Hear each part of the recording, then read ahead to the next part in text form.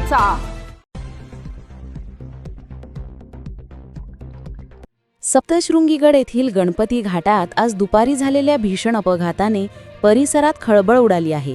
दर्शनासाठी गडावर जात असताना MH15 BN 0555 क्रमांकाची इनोव्हा कार सुमारे 1000 ते 1200 फूट खोल दरीत कोसळली। या दुर्घटनेत 2 महिलांसह 3 पुरुषांचा जागीच मृत्यू झाले असल्याची माहिती समोर येत आहे। एकूण 7 प्रवाशांपैकी 5 जणांचा मृत्यू झाल्याची माहिती समोर आली आहे। कार दरीत कोसळल्याची माहिती मिळताच स्थानिक नागरिकांनी तत्काळ घटनास्थळी धाव घेत बचाव कार्याला सुरुवात केली।